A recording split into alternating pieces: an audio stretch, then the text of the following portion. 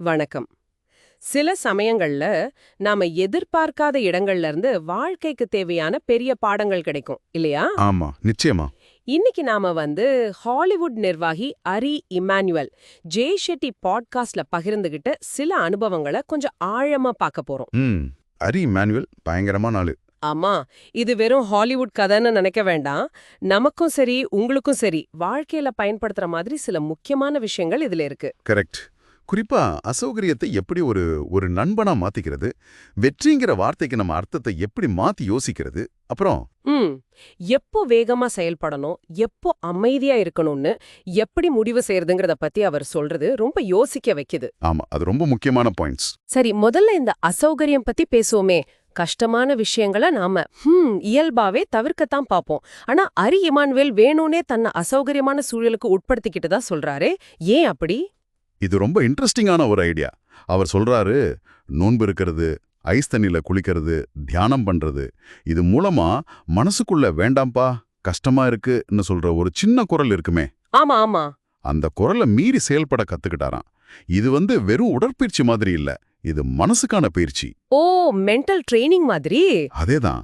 நம்ம வேணும்னே சின்ன சின்ன கஷ்டங்களை ஏத்துக்கிட்டா, அப்ப பெரிய சவால்களை சந்திக்கிற மன உறுதி அது தானா வளருது. அந்த உள்மன எதிர்ப்பு சக்தியை ஜெயிக்க பழகிக்கிறோம். அப்போ இந்த மன உறுதி அவரோட வெற்றிக்கு ஒரு முக்கியமான காரணமா இருந்திருக்கு. ஆனா வெற்றி பத்தின அவரோட எண்ணமே காலப்போக்குல மாறிடுச்சுன்னு சொல்றாரு. ஆமா. ஆரம்பத்துல கோபம், பாதுகாப்பின்மை, குறிப்பா அவருக்கு இருந்த அந்த டிஸ்லெக்சியா, அதாவது வாசிக்கிறதுல எழுதுறதுல இருக்கிற ஒரு சிக்கல். கற்றல் குறைபாடு. ஆமா, அதனால மத்தவங்கள தப்புன்னு நிரூபிக்கணுங்கிற ஒரு வெறி, அந்த தி ஸ்டாக்னு சொல்றாரே, பணத்தை குவிக்கணுங்கிற எண்ணம், அதெல்லாம் தான் உந்துதலா இருந்திருக்கு. நிச்சயமா. நிறைய பேருக்கு ஆரம்பத்துல அப்படி ஒரு டிரைவ் இருக்கும். ஆனா ஒரு கட்டத்துக்கு மேல அந்த கோபமோ பயமோ தன்னை நிரூபிக்கணுங்கிற எண்ணமோ அது மேற்கொண்டு வளர விடாம தடுக்கிறத உணர்ந்ததா சொல்றார். ஓஹோ.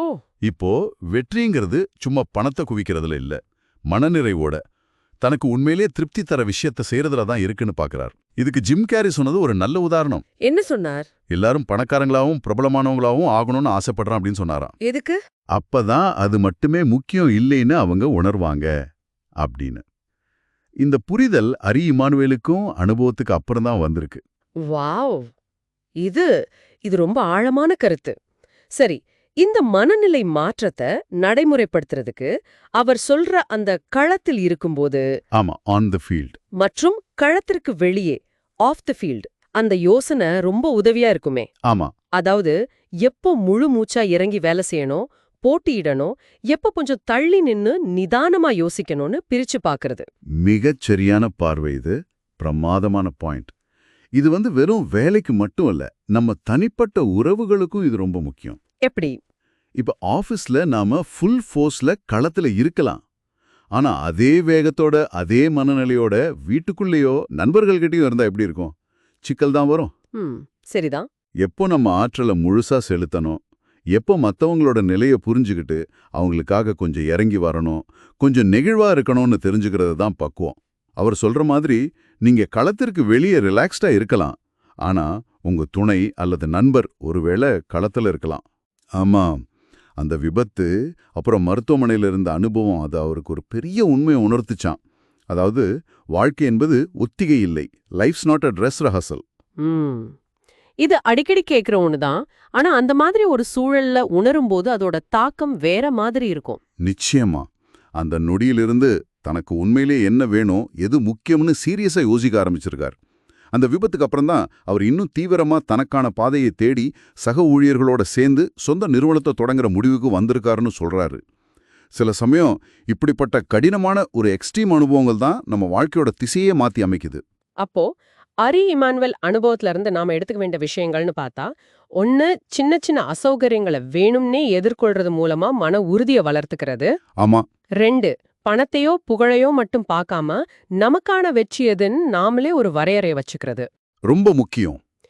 3, சூழ்நிலைக்கு ஏத்த மாதிரி நம்ம அணுகுமுறைய மாத்திக்கிற திறன். அதாவது எப்போ களத்துல இறங்கி ஆடணும், எப்போ வெளியே இருந்து நிதானமா பார்க்கணும்னு தெரிஞ்சுக்கிறது. நிச்சயமா. குறிப்பா அந்த களத்திற்கு வெளியே மனநிலையே கொஞ்சம் யோசிச்சு பாருங்க. உங்க அன்றாட வாழ்க்கையில, உங்க வேலையில, படிப்புல, இல்ல தனிப்பட்ட இலக்குகள்ல, உறவுகள்ல கூட நீங்க எப்போ முழு தீவிரத்தோட இருக்கீங்க? ம்.